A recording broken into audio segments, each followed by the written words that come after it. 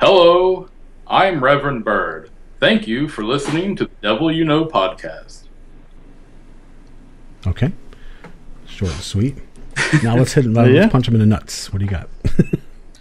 All right, let me try this one. Let me know when you're ready. We're ready. Go. Okay. My name is Reverend Bird, and I dance on the sand, just like that river twisting through a dusty land. And when I shine, I really show you all I can on the Devil You Know podcast.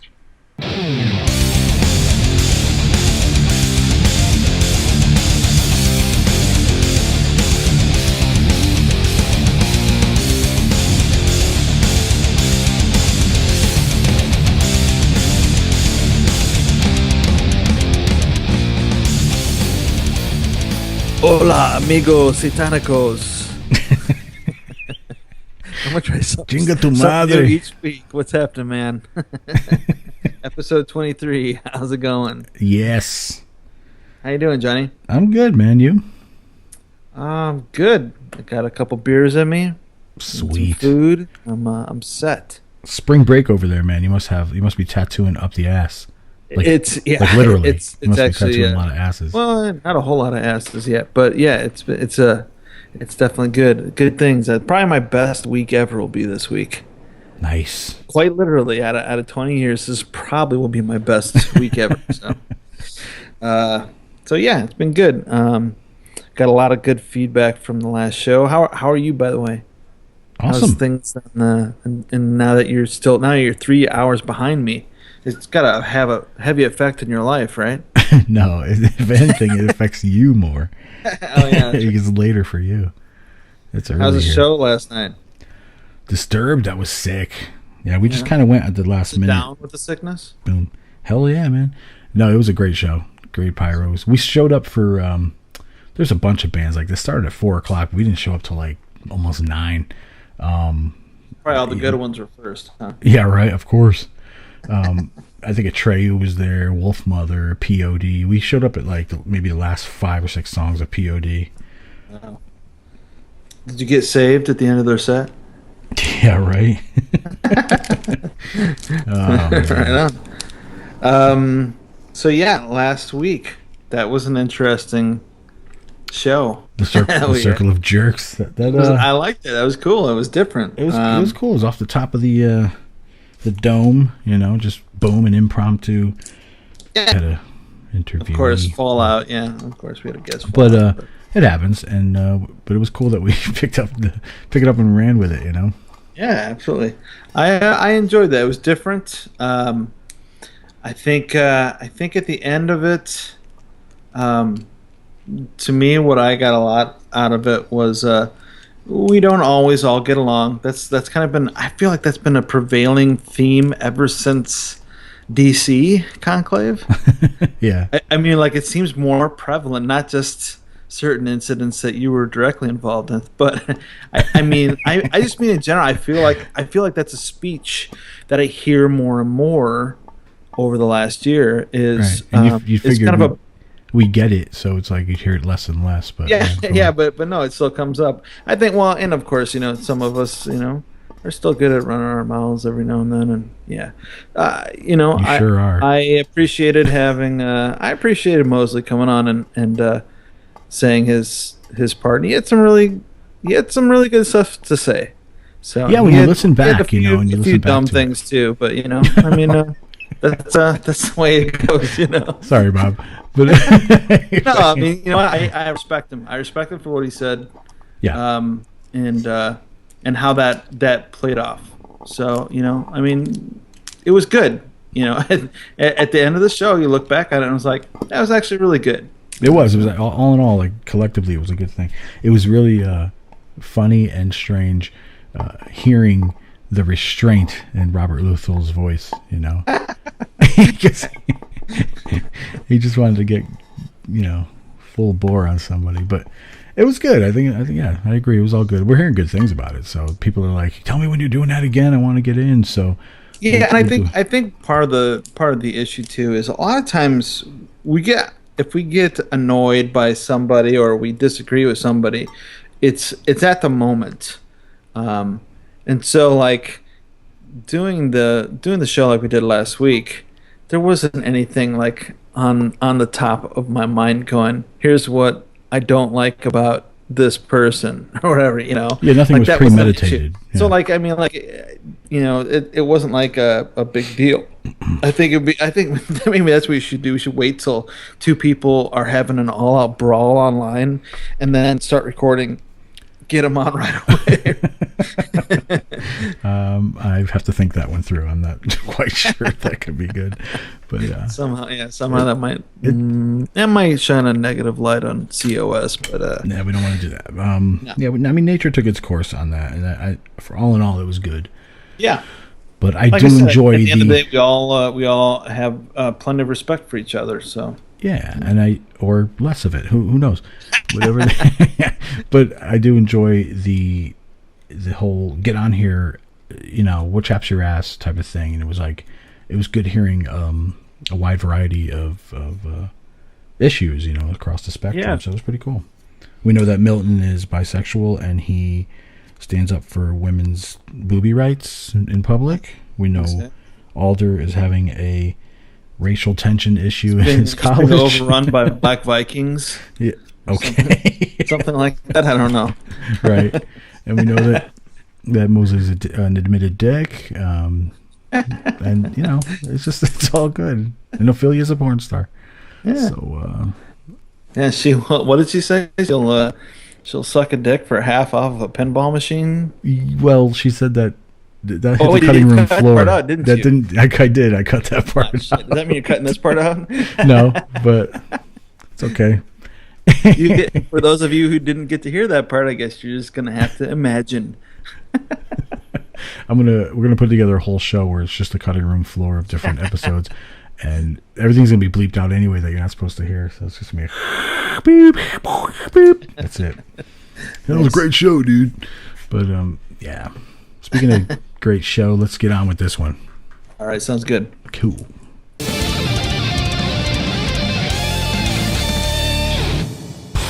What grinds my gears with Christopher Walken. All right, it's recording. Let me mute my mic. Give me like 5 seconds and then start. Okay. 1 chimpanzee, 2 chimpanzees, 3 chimpanzees, 4 chimpanzees, 5 chimpanzees. It's exciting to be back on the Devil You Know podcast. I just want to say that the segment is called What Grinds My Gears. There are a few things that grind my gears, so to speak, and now I'm going to bring it to you, the people of the internet. It's great.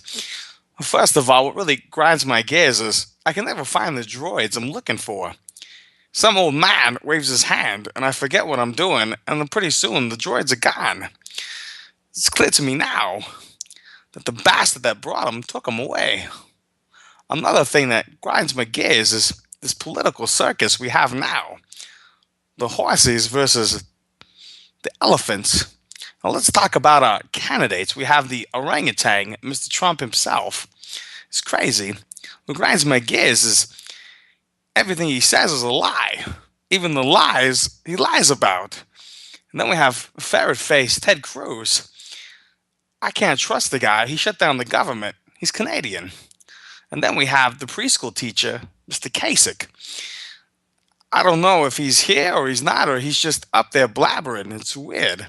And then on the Democrat side, we have the angry man, the angry little man, and the old Jew. They're both saying the same thing, and they're not making any sense. I think it's time that we have a satanic president. I'm putting in my 2 cents for, or as Mr. Campbell would say, 9 cents. The elephant and the horsey potty need a third one. I used to have a horsey. His name was Dumper. It's an excitable horse. When he would get excited, he became regular, if you know what I mean. It sounded like someone was throwing sloppy joes off a roof. He'd take forever. He's a good horse, though. As in conclusion, what grinds my gears is TV dinners are not really good for TV or for dinner. You can't make them in the TV. They should just call them microwave dinners, not TV dinners. It's weird. So In conclusion, you guys need to vote. What grinds my gears? With Christopher Walken.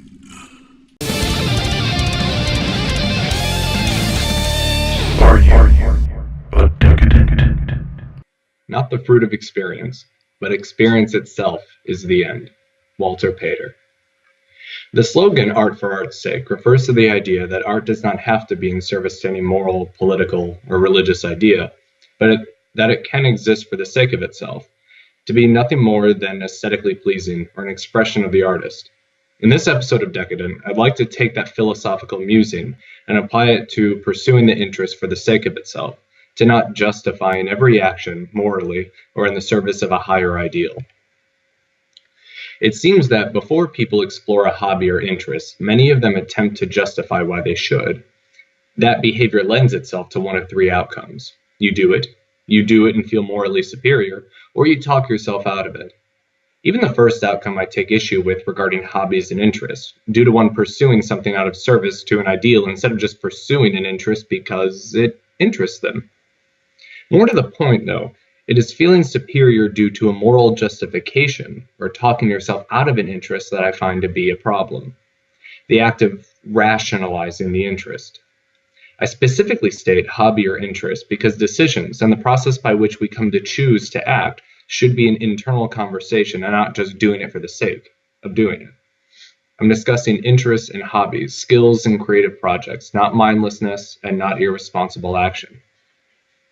On moral superiority, I'm sure you've met people who think of themselves as better because they have a particular interest. That those who are interested in the craftsmanship of higher fashion are superior to those who don't have an issue shopping at JCPenney's, or those who prefer opera and classical music feel superior to those who enjoy Cher. Even writers criticize each other for taking an interest in one genre of literature over another, and so it goes with painters, playwrights, and photographers. While one is able to judge another for their taste, thinking you're better because you happen to like something is flat out pretentious. Let's use the example of knitting. Say that your mother takes up knitting and justifies the interest by it forcing her to focus. It is meditative, keeps idle hands busy, etc. She goes on and on about the benefits, and when you respond by saying you have no interest, snubs or mocks her lack of it, the justification enables her. With regards to talking yourself out of an interest, it seems that rationalizing is the culprit, and if one cannot do it for objective reasons or find it unproductive, they don't seek it, though that would please them. Which would mean pleasure stemming from an interest for the sake of the interest isn't a reasonable or productive pursuit. Now, one could easily just say this is due to laziness. An example being, I want to play the guitar, but don't want to work to learn. Well, sure, you could say that. But that excuse is too easily an umbrella opened and a shiftless catch-all. It is similar to when I want to get out of the house. I often talk myself out of it because I think of all the reasons it isn't worth going out, instead of focusing on the point that I just want to get out of my house. The only time I don't do that is when I have a reason to leave my house, an event or a meeting, some duty or obligation. Now, on the other hand, I started writing because I just wanted to write, and that's still the reason I do it. You don't always need a reason to pursue what interests you. It is already valid. Be decadent, and disregard justifications, moral servitude, and chasing after ideals as necessary to pursuing your interests. Tend to your passions, ceaselessly pursue those sparks and cinders to see if you can nurture them into a wildfire. Or, as Walter Pater said, to burn always with this hard, gem-like flame, to maintain this ecstasy, is success in life. In a sense, it might even be said that our failure is to form habits.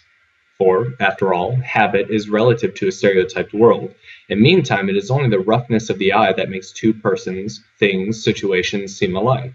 While all melts under our feet, we may well grasp at any exquisite passion, or any contribution to knowledge that seems by a lifted horizon to set the spirit free for a moment, or any stirring of the sense, strange dyes, strange colors, and curious odors are work of the artist's hands, or the face of one's friend. Not to discriminate every moment some passionate attitude in those about us, and the very brilliance of these gifts, some tragic dividing on their ways, is, on a short day of frost and sun, to sleep before evening.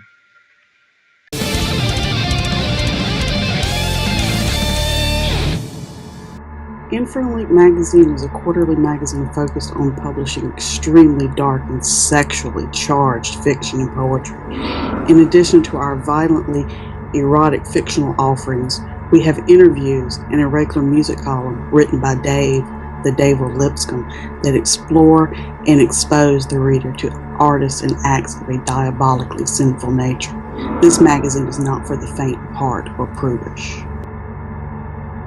The current and all back issues of Infernal Ink magazine may be found through Amazon Kindle or in print or PDF to Lulu.com.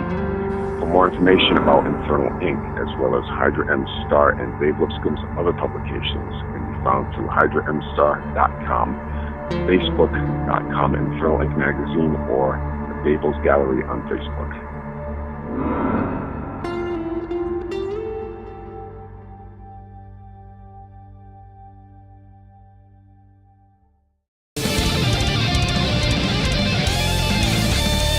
All right, for episode 23, we have more.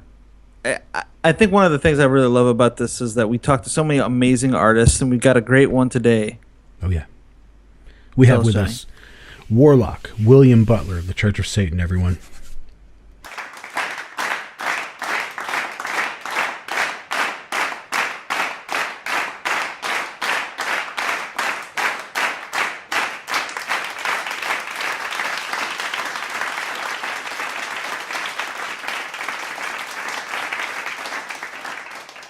Welcome, Hello. sir. Thank you for having me. Do you prefer William or Bill? Most people call me Bill, but when I do serious things, I guess I go by William. All right, Bill. That's nice. That's we're not that serious. This isn't serious. Seriously, it isn't. Oh, well, good. No, I'm kidding.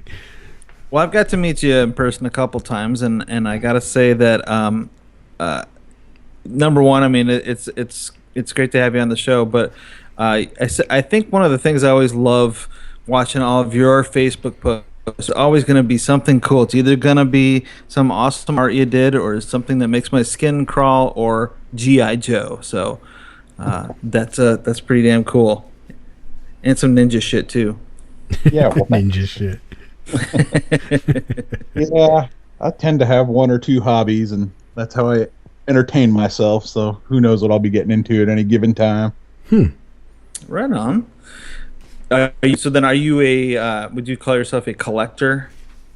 Yeah, I mean, as time has gone on and I've gotten older, I've pretty much come to realize that a collector is pretty much what I am. Yeah. Everything is, yeah, I mean, I have collections, and then I just add to those collections, and then there'll be a new collection, and I'll still collect the old collection, and yeah. So let me ask you real quick. You're not a virgin, right? Oh, if I have to say this out on the air. I just want to make sure we don't have to take you out and get your chest waxed. That's all, you know? Oh, yeah, I know, right? Do I seem that nerdy? No, not at all. Just playing. Oh, that would just mean you fit right in, I think. You know, I mean, your G.I. Joes can fight my Star Wars guys. And Yeah, see, exactly. Nice. Awesome. Very no, I cool. mean, but I mean, it seems like that, and a lot of people are like that, where it's not there's no casual collecting involved. It's like if you get into something, you get into it fully. Oh, yeah, like full force. And I mean, it's like that with anything. Well, it's, it'll start out as an interest, and then you look into it, and then it hooks you, and then you want to know everything about it. And I mean, even Satanism is that way. And I mean, yeah, a hell of a collection of COS related. Tell us about Satanism, Grandpa. Oh, well, you see, I have quite a bit of Church of Satan collectibles too, I might add. Very cool, very cool.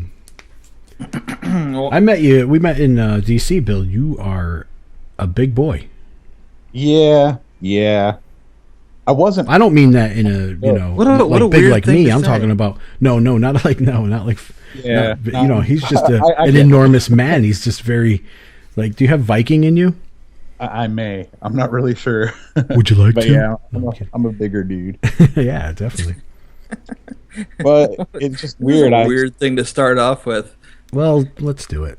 You didn't say, "Hey, Adam, I noticed you're a really small man." I mean, you know, I'm used to it. I mean, it's funny because I mean, a lot of people say, "I can't believe you're as nice as you are," because everybody thinks I look real scary and intimidating a lot of the time, and then they're like, "I would have never guessed." And I'm like, "Yeah, I'm just a normal dude."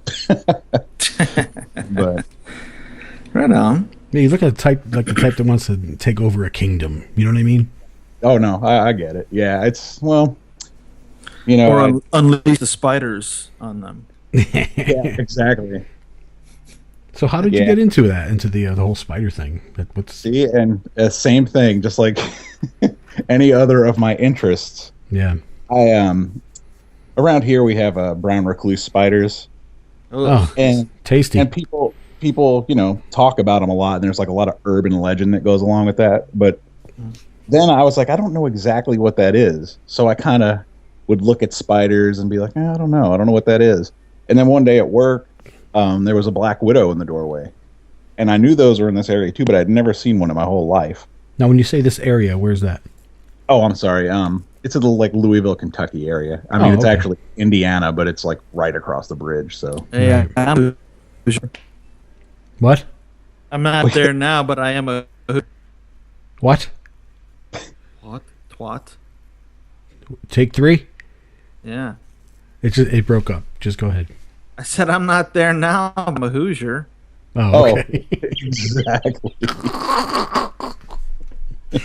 Yeah, it's easier to just tell people Louisville because I mean it's really close.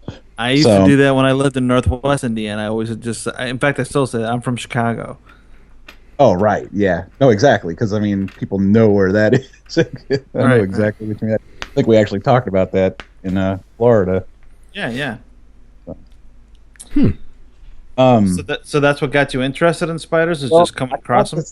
I caught this black widow and I captured it and actually like took it home, and I was terrified of it at first and really kind of fascinated by it.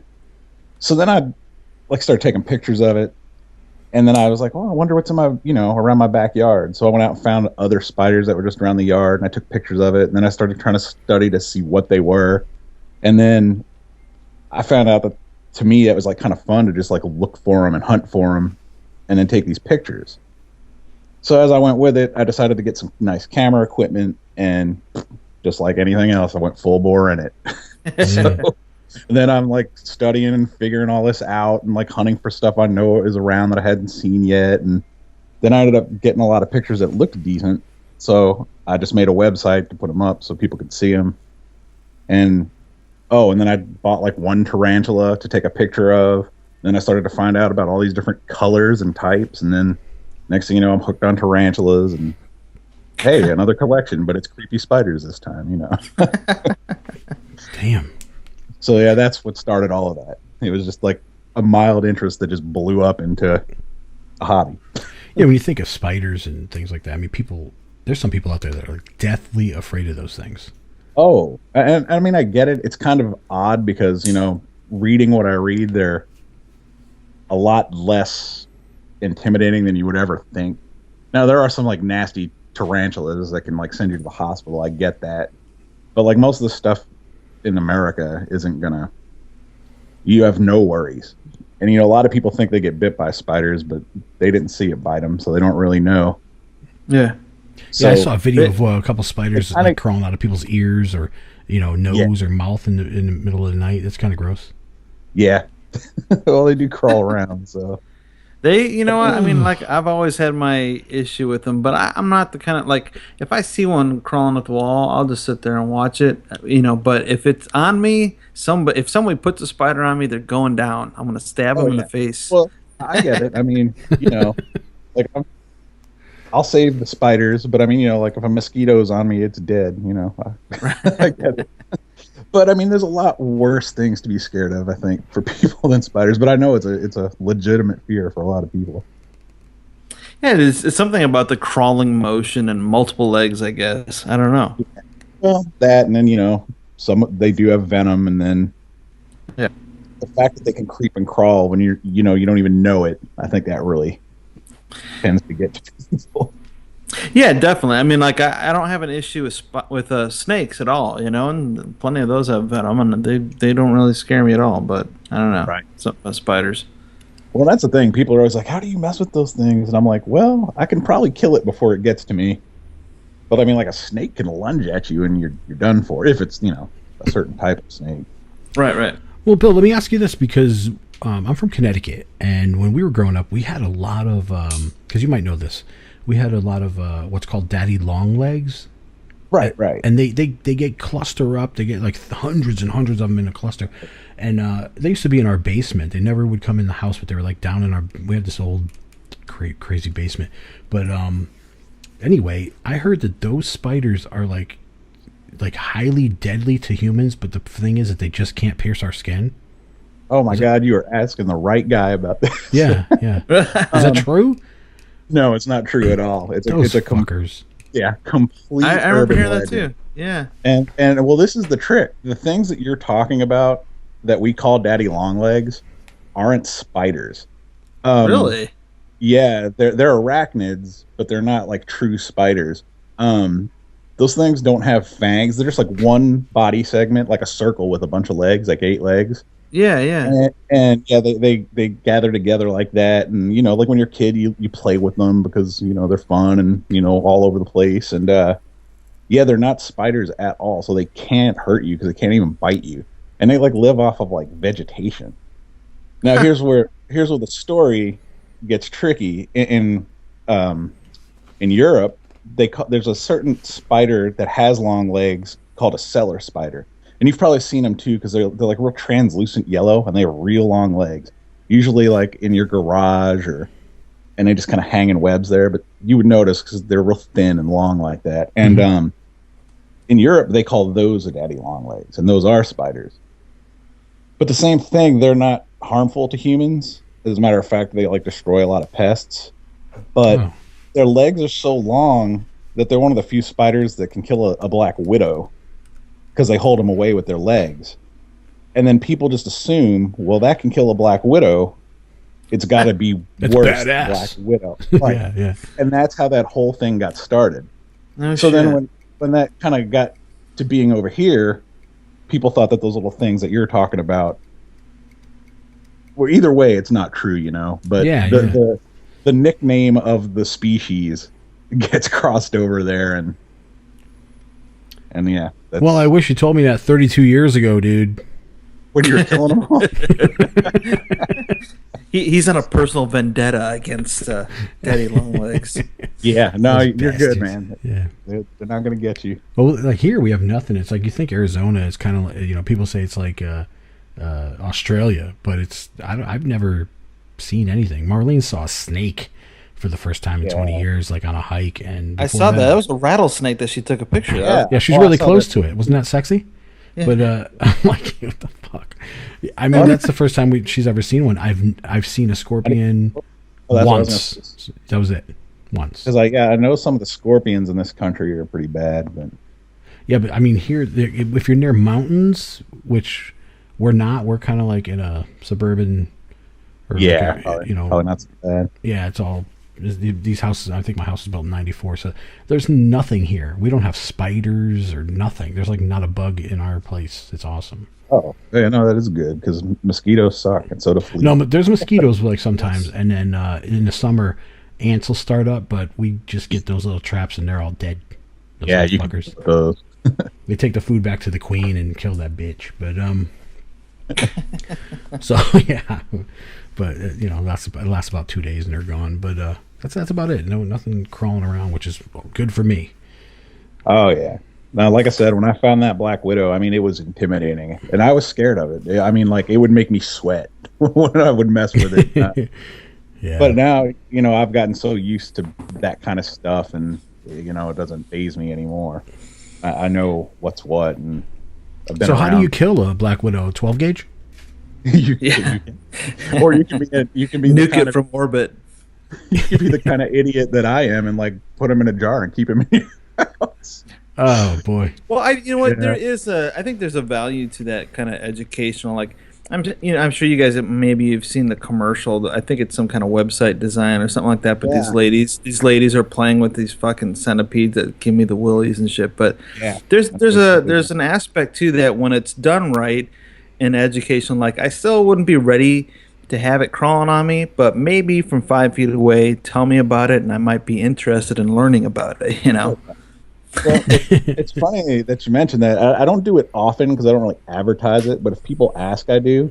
And I've actually gone to a few schools, like elementary schools, and like some Girl Scout meetings, and done that exact thing. I like actually bring spiders and like tell these little kids about them and let them come up and look at them. And it was really weird because when I first got into this, I'm thinking, great, another like obscure, weird ass thing that other people aren't interested in. And then, like, come to find out that kids love that stuff. I mean, girls and boys. Like, I was like, all the girls are going to be creeped out. But no, they all, I'm sure anything's better than doing your schoolwork. But sure, yeah. They really have fun with that kind of stuff. And I was kind of surprised when I first got into all that. So when are you going to start up a little video series on YouTube? Instructionals about different spiders and stuff? Just to help us all out, Bill. Come on. I could. I don't know. I was... Actually, last year at the conclave, I spent a lot of time doing one of the. Oh, you were going to do one of the salons, huh? Yeah, and I made a video because it was going to have like a slideshow, and it's actually on YouTube. And it's about 10 minutes long. I think is what the salons run, and there's a lot of information about the most common spiders that you'll see. And I mean, the cool thing about that is, a lot of what you would see, you'd be like, oh, that's in that video. So it's kind of like that. I think my salon got bumped last year. What were you going to do? Just art. Just my different paintings and shit like that, yeah. I think it ended up being a lot more people. Yeah, there was. Absolutely. Well, they had to make room for Bob Johnson. I mean, that was amazing. You can't top that. So. Now, you're a hell of an artist in many forms, and not only the design that you did of the new Black House that you gave to that you did for Peggy and Peter is awesome. Thanks, I appreciate that. Just really, really badass looking. And then of course, I love the is it the little people that you made of Anton?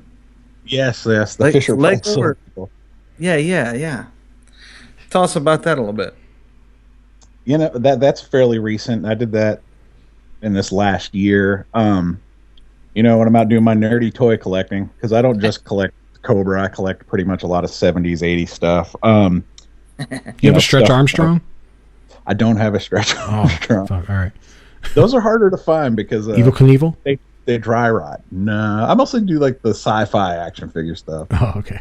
Cool. Black Bull, Buck Rogers, all that kind of stuff. But you got Thundar the Barbarian?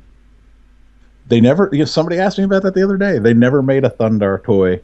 Really? Then. Somebody just posed. Oh, okay. So they're just making them now. They're a modern. I saw that, and that was my favorite. I have a DVD of that, and I saw it the other day. And I was like, holy shit! Why did I know about this? Yeah, well, that's it. Somebody asked me about it, and I was like, because I remember a lot of that stuff, and so I was like obsessed with it. I'm sure most kids were. And somebody asked, I was like, I don't think they made a toy for that. And then I looked it up, and there was one, but yeah, it's like pretty recent toy. Gotcha. So anyway, when I'm out looking at all this other stuff, I come across a lot of Fisher Price stuff because some people collect the younger toys. And there was this like little bald dad that was green, and every time I would see it, I would be like, I need to make that into Anton LaVey. and I mean, this went on for like 2 years. And then finally, I was like, I'm going to buy one of these guys because, they're not very expensive. And for some reason, that's the most common one. I was like, oh, I could make a bunch of these, and people would like them. So I got one. I sanded his features off. And then I, painted him up and painted my little face on there to make him, resemble Anton LaVey. And then I was like, I need to make this into like something a little bit more. Because, they had like different kinds of play sets and stuff. Yeah. And I was like, I wonder if they have a goat. And then they didn't really have a goat. And I was like, oh, but they have a lion. Yeah. Perfect. I don't even have to do anything. So that started that into one thing led to another. And then I was like, how could I make a play set? And that was a real hard because I was thinking like too big. And then I saw that little staircase that came with like one of the houses. I was like, oh, I could just make this into like the altar room And there was a little door, and I was like, and that could be the secret door. And then I saw the lady in the red dress, and then I was like, oh, that could. I left it up to interpretation. I was like, I could either be Diane or Blanche or just a random alter or whoever you want it to be, Jane Mansfield. Yeah. And then I just went to town and did it up and did my little artistic interpretation, and it turned out neat. And the cool thing about social media is, like, a while back I would have done that just for fun, and then it would have just sat on a shelf and nobody would ever saw it. Wait, there's a cool thing about social media? Right? I know, right? Complaining about politics. Yeah, you make your living off of it. Yeah, right. But yet people that appreciated it liked it. And then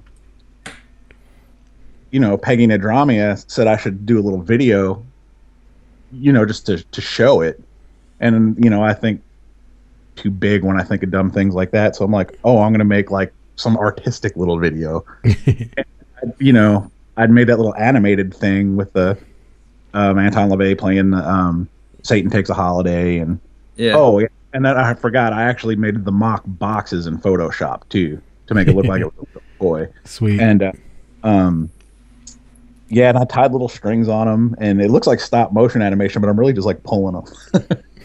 So that would actually be kind of cool to do a regular series, like a Robot Chicken sort of thing of down at Anton's house or something. So then that turned out way better than I even expected it to, and then everybody liked that. So that was just one of my harebrained ideas that I just went through with. And I had actually thought about like buying those parts and making them to sell, because I'm sure people would like them. But even on eBay, the parts that I used, aside from the little green guy, aren't super common. Yeah. So I could maybe like do 10 of them. You know what I mean? It's not like they're super readily available. So yeah, I mean, you could make a few select sets though, and probably make some decent money off of it. Yeah. Limited number, limited run. Well, I will say this: when I do see pieces that I used, I do try to pick them up. So there may be. Yeah. The cool thing for me, anyway, is that I eventually, since I knew that she liked it so much, I actually sent it to them when I was done with it, and they actually sent me a picture of it on the altar at the Black House, which I found awesome. Yeah, and then absolutely. Told me that they actually have it in like a special curio cabinet there, and that's even cooler. Yes, an amazing cabinet full of amazing things. That's and really if you ever find enough extra pieces, like if you find two little fat guys and a microphone, you can make the devil There you go. Hey, yeah, I had a question that brings me back to the spider thing, because you mentioned fat. The brown recluse that you were talking about, isn't it true that if it bites you, you lose weight? Because I saw a guy get bit in the hand, half that thing was gone. Oh, right. So I figured if he bites me in the belly, boom, 6-pack. Is that true? God, I think that's true. that will work. It might be an ugly 6-pack, like a big rotting, lumpy, a 4.5-pack. I don't know. Because it looks like a party ball right now. You remember those things? Pony keg. Yeah. I like food. Anyway. Now, I did actually. I had I know we're getting back to the other topic again, but I mean, years ago, I had a guy who was getting a pretty big leg tattoo, and we did his outline in one session. And when he came back to do the color, he had this fucking hole growing in his leg, and he's like, I think something happened. I can't really get worked on today. I'm like, no, or he goes, can I? I'm like, fuck no, I'm not touching that. And it turned out to be a bite from a brown recluse, I guess. And yeah, he had shit coming out of there, and it was nasty. Can you work around the pus, dude? There you go. I'm gonna skip on that, thanks. Come on, you got plenty of paper towels. That sucks. So we're seeing videos of you, like doing some martial arts type stuff. Tell us about that a little bit.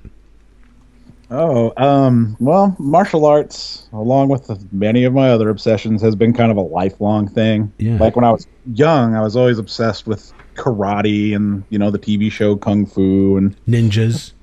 Yeah, I was there too, dude.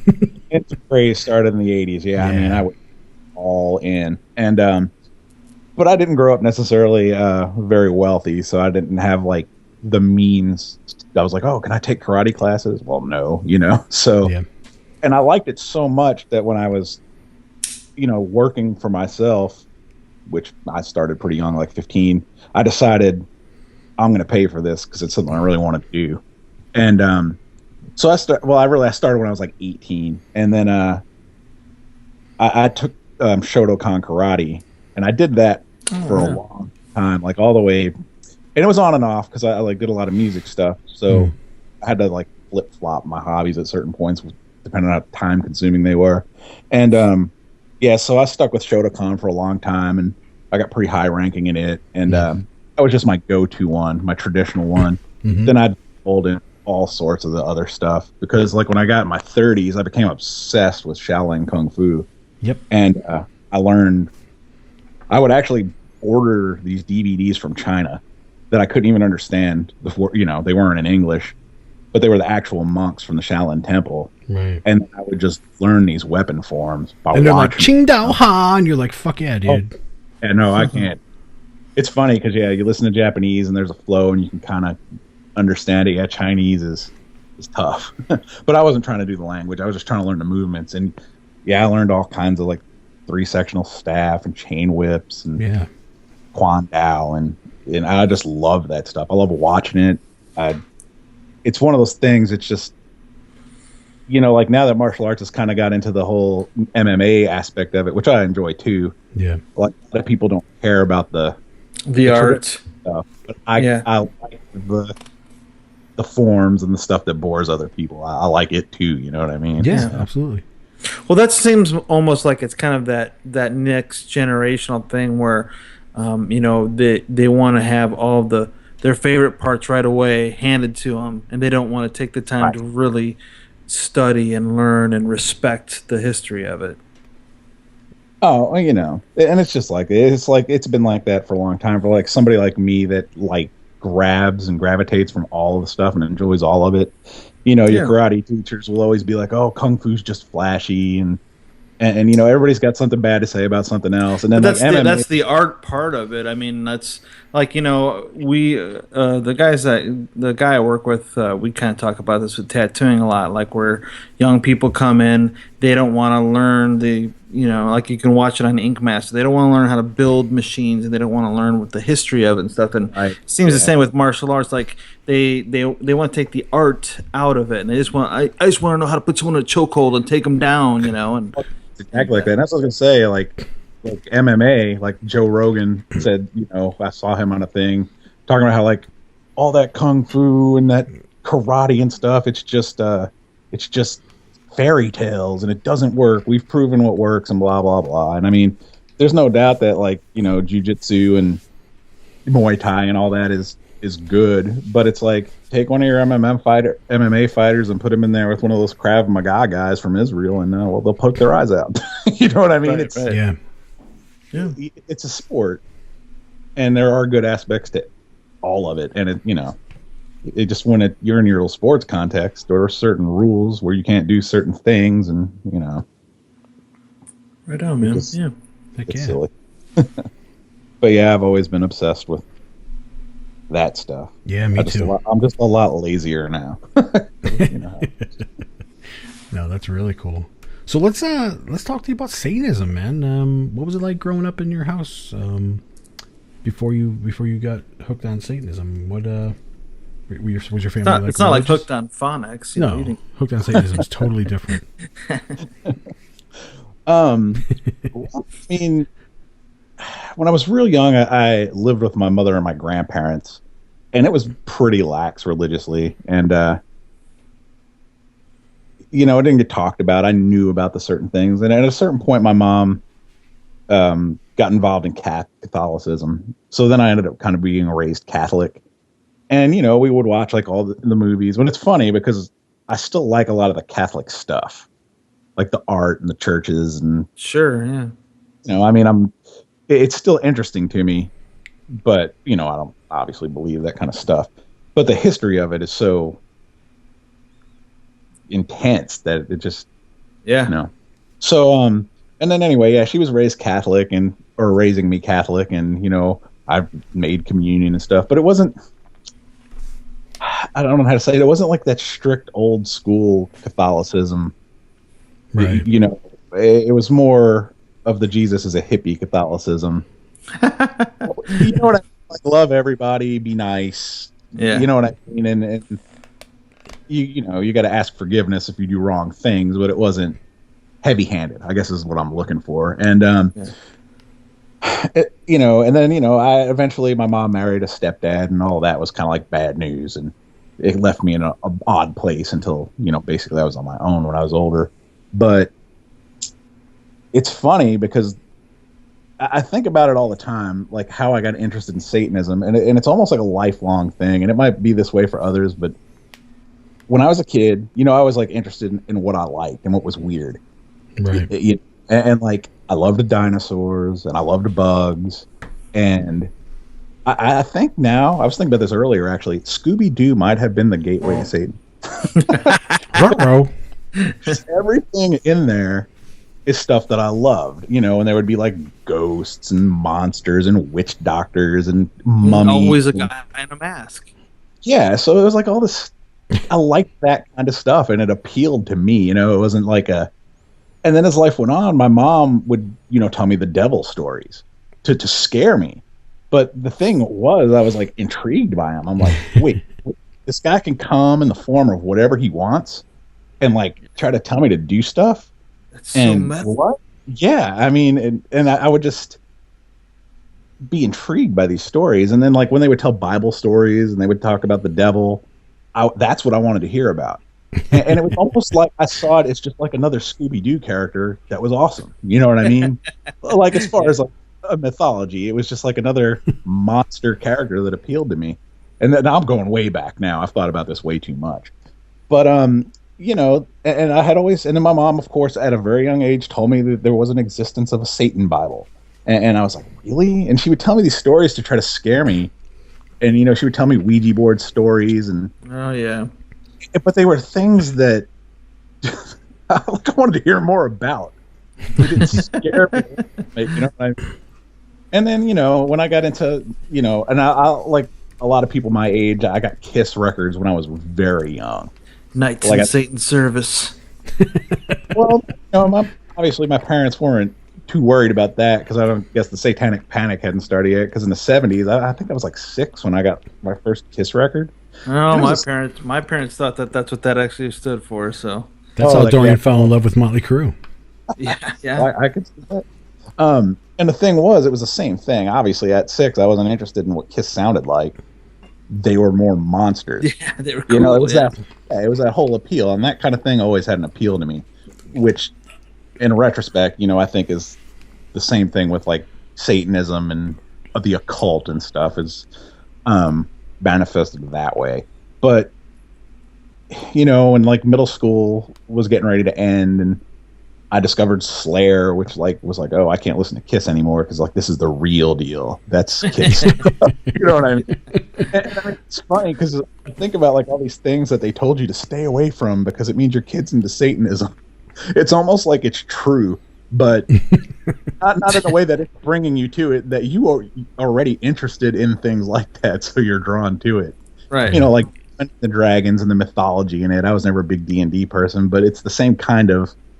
Well, yeah, somebody in D&D probably will be interested in Satanism because it's got that kind of, you know, Sure. feel, you know. Yeah. And then, you know, and then in high school, for some reason, I just got pegged as the devil worshiper, and this is when the Satanic Panic like was. We have coming no about. idea what that's like. And I was just like, I don't understand why I'm like nice to everybody. And then, you know, I was kind of like not popular by any stretch because I was kind of odd, you know, and You had spiders crawling on you and stuff, and like, hug me. and you know, I was just a typical like thrash metal kind of guy, which was somewhat popular at the time. I mean, it wasn't like the mainstay of my school or anything, but I went to a really large school. And then when people started, you know, I started realizing people didn't really like want anything to do with that kind of stuff. I kind of like took it on wholeheartedly. I mean, I was interested in the occult, and I mean, really, the Necronomicon is what I had. Yeah. I carry that around like, ooh, The Mad scary. Arab. Yeah. And it's almost like that's the gateway to Satanism. But like that freaked people out, and I was like, I kind of learned real quick in retrospect. I mean, I don't even know that it was like something I realized at the time. I realize it now. I realized that meant people weren't going to bother me. Yeah. So I started playing it, and I would wear inverted crosses and blah blah blah. But I just, I still thought of things as devil worship because there was the Geraldo things and all that stuff going on at the time, and people were just like taking that and putting it on me, and I was fine with it. I was like, oh, everybody's scared of me because they think I'm the guy murdering babies. You know what I mean? Yeah. And I mean, people shock like that. value thing, yeah. I mean, how you were saying I'm big now.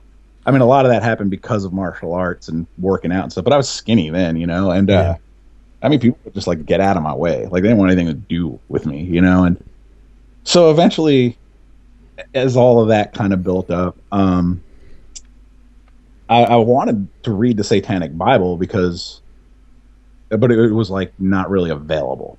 Like bookstores didn't really have them readily available. So eventually I found somebody that was able to obtain one, and I got it, and I was like, this is it.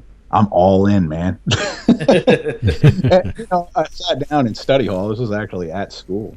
And I read it, and I was like, I'm so ready for this, because I just expected it to be basically like the Necronomicon, a bunch of silly spells. I did too, yeah. But I mean, and that's what I expected, and that's what I was looking for, because I didn't believe in that kind of stuff. I just thought, oh, what fun. Yeah. And then when I did read it, I was like, that makes sense. That makes sense. That makes sense. And I was like, holy God. I mean, and for Really? me, yeah, right? Holy God. Exactly. Holy God. Oh, my me. Yeah. And then I got saved.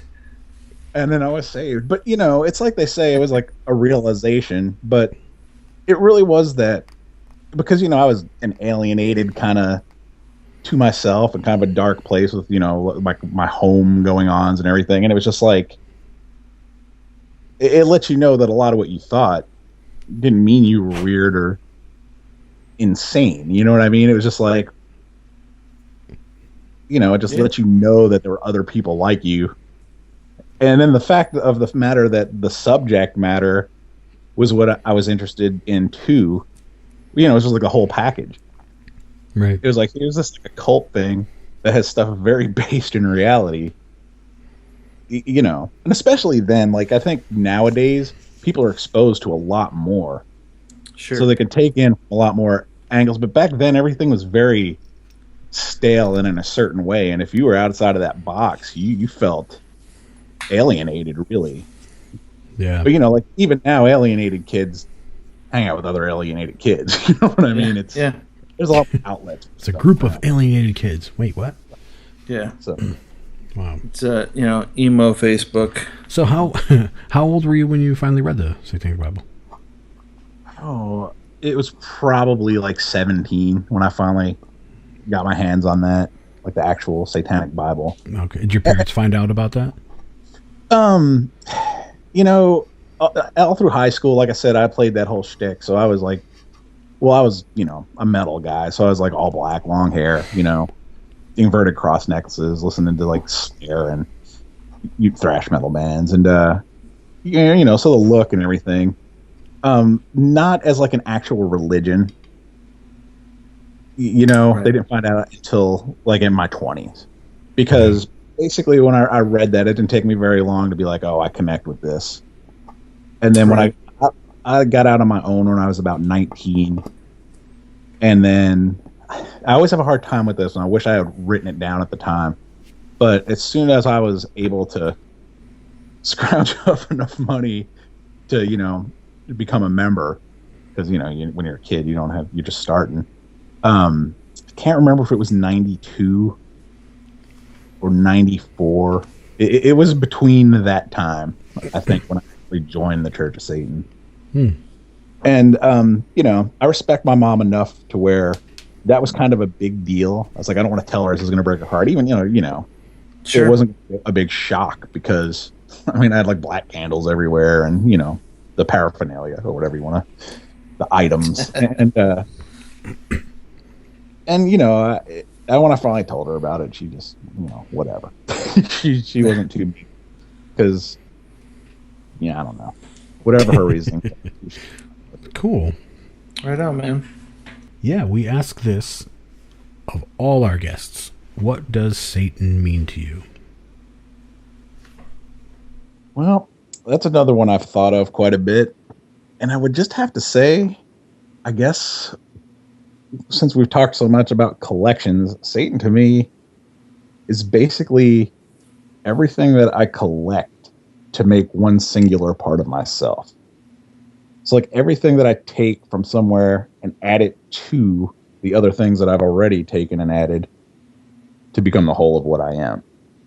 Huh. That's pretty good. Excellent. That's the way good. I think of it. Yeah, great answer. Well, Very Bill, cool, man. I like that answer, actually. Yeah, Yeah, John, that's that's got to be what in the top 23 somewhere. Is that what you're going to say? It's definitely in the top 23. Absolutely.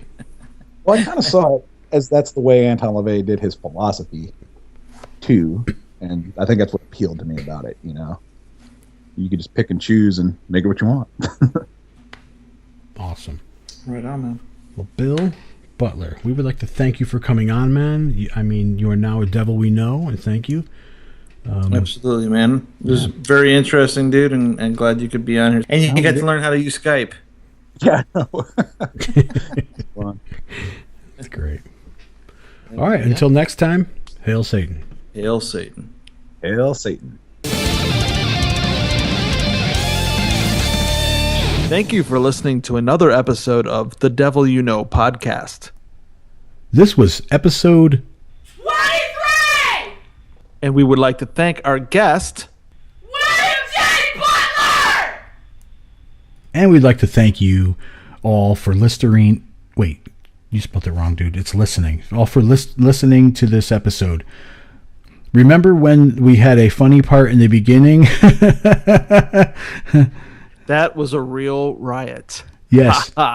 And then in the middle, there was really good information. Indeed. And a commercial or two as well.